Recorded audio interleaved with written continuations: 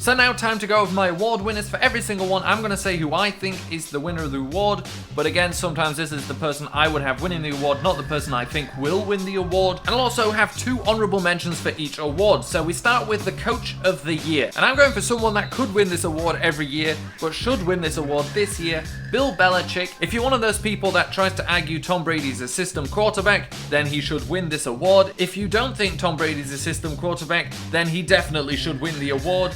4 games without Tom Brady, 3-1, 3 different starting quarterbacks, but the NFL record all-time lowest interceptions thrown in a single season with 2. The next best was 5, and that was held by the 2010 Patriots and 6 other teams. And on top of all that, his defense is the #1 scoring defense in the NFL. To be honest, I don't see how he could not win it, apart from the fact that voters have just gotten used to how good Bill Belichick is. My honourable mentions, Jason Garrett, because just look what he did with 2 rookies on his offense, and that defense looks a lot better than it is. And my third guy is Mike Mularkey. The Titans went from being 3-13 last year with the first overall pick in the NFL draft to 9-7, and that's on Mike Mularkey, and thanks to the trade with the Rams, they still have a top 5 pick this year. Alright, so on to Offensive Player of the Year. For me, it's pretty obvious, although it is a tight competition. David Johnson, 15 games in a row with over 100 yards from scrimmage, 1,200 rushing yards, 879 receiving yards, 20 total touchdowns, and I strongly believe if he wouldn't have got injured in week 17, he would have joined the 1,000 club. The Cardinals have said it was their game plan to help him break into that club, and it's just a huge shame he got injured at the end. But considering how the rest of the Cardinals played and how their season played out, for David Johnson to be as good as he was, he absolutely should be Offensive Player of the Year. Behind him, I would say Drew Brees, who again is in a 5,000 yard club. 9 quarterbacks have thrown for over 5,000 yards in a single season, and Drew Brees is 5 of them. The Saints were written off before the season even started. I was one of the people who kind of wrote the Saints off before the season started. After the first few losses, everybody was saying there's no chance to make the playoffs, but Drew Brees kept them alive a lot longer than anybody expected. Sure, they missed out in the end, but he made it a fight. And then behind them in third place, Aaron Rodgers, who obviously has had an incredible second half of the season, but Aaron Rodgers also had a first half of the season, and that's why I don't think he wins Offensive Player of the Year, but what he has done in recent weeks has been incredible. So Defensive Player of the Year, and as I already alluded to, Landon Collins is my guy. I already said the only player in NFL history with all these numbers, yada yada yada. The guy's been incredible. And all it took was the Giants playing him in his actual position of strong safety rather than free safety. Nothing to do with his weight, nothing to do with, oh, you might have to play linebacker. Just play him in the position he played in college and the reason you drafted him, and look at what he'll do. In second place and right behind him, and might just as easily win it in the end, Vic Beasley, lead league in sacks, lead league in forced fumbles, a wrecking ball, a quarterback nightmare, and possibly even a comeback player of the year candidate. And then behind those two, I've gone for Sean Lee. I've already said what I think about Sean Lee. There's about 3 good players on the Cowboys defense, and he's the best one out of those. And now we move on to Offensive Rookie of the Year, and I'm not gonna say what you expect me to say, because if I was going to say that, there's no point even mentioning the award. Obviously, everybody's favourite, and rightfully so, for the award is Ezekiel Elliott. That's not who I'm going for, and I'm not going for Dak Prescott. I'm going for Jordan Howard. You know, Jordan Howard, the guy that broke the Bears franchise rookie rushing record, the guy that's only one of 3 rookie running backs in NFL history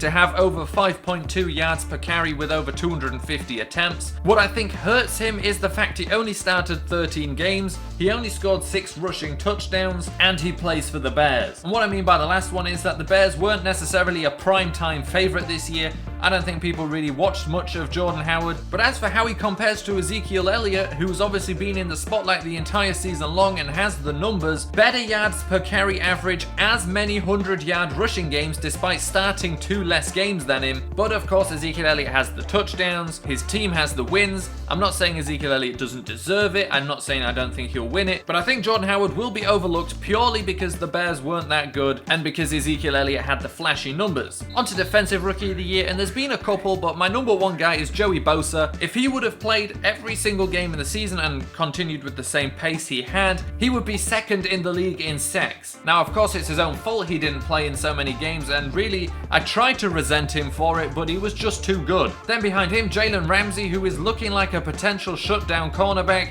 had an incredible December. He's everything the Jags could have expected him to be when they drafted him. And in the number 3 spot, Keanu Neal, who is everything the Falcons could have expected when they drafted him. He is that enforcer. He is that guy that brings the hammer down on players when he gets a chance. He's a Cam Chancellor in the making, and with him, Vic Beasley, Deion Jones, and Desmond Trufant on that Falcons defense, it's pretty exciting for the future. And finally, onto the big one, the NFL MVP. And I'm going to do this in reverse order because isn't that exciting?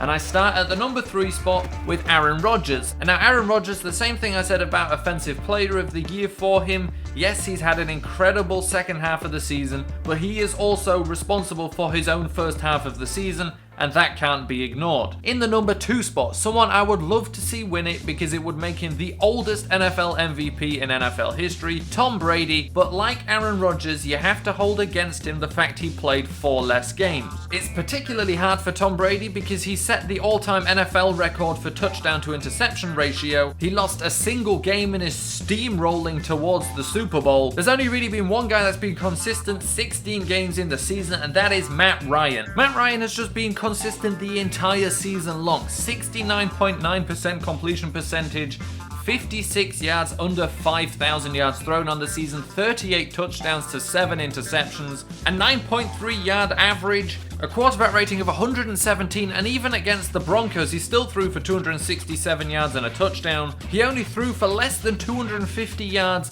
twice, and in both those games, the first time he threw 2 touchdowns and no interceptions, and in the second one he threw 3 touchdowns and no interceptions. I want Matt Ryan to win it. I think he will win it, and I'm going to love it when he does. I have just always liked Matt Ryan. I'm finally happy to see him in the MVP conversation, and I do think he'll win it. On to the final award though, Comeback Player of the Year, and now my winner I don't think is even eligible for the award. I'm going for Melvin Gordon. Melvin Gordon, of course, went from scoring 0 touchdowns in his entire rookie season to scoring 12 before being injured. He only played in 13 games this season and still scored 12 touchdowns. Some of the teams he missed playing against would have him pegged for a whole bunch more, but I don't think he's eligible because Melvin Gordon didn't come back from anything. In terms of in the NFL, Melvin Gordon was never good. He didn't come back from a season scoring 0 touchdowns to previous form. He just suddenly showed his actual ability. To come back from something, you had to be at the high level first, then drop to a low level for whatever reason. Obviously, sometimes it can be coming back from cancer like it was last year with Eric Berry, but that's different. If it's come back in terms of performance, you have to come back from a higher performance. He was never good in his first season, so I don't think he's eligible. So my second guy, I think someone slightly more eligible, Jordy Nelson, who came back from injury and had played at a higher level before, scored 14 touchdowns this season. And the exact same thing applies to my third guy, DeMarco Murray, who came back from having incredible seasons with the Cowboys, having a terrible one with the Eagles, and having a good one with the Titans. But Murray said if he wins the award, he doesn't want it, so we're not going to say he wins it. Melvin Gordon is our Comeback Player of the Year award winner, although I really don't think he's eligible. And that completes this video. Thanks for giving me the idea, Sean. I don't know how many of these are going to be accurate to the actual ones. I don't think that many will be. Like I said, this was supposed to be my own version of it so that it is different to other stuff. I'm sure some will be the same though. But at least on the awards, I think I put individual spin on almost all of them, except for Matt Ryan, who probably will be the MVP.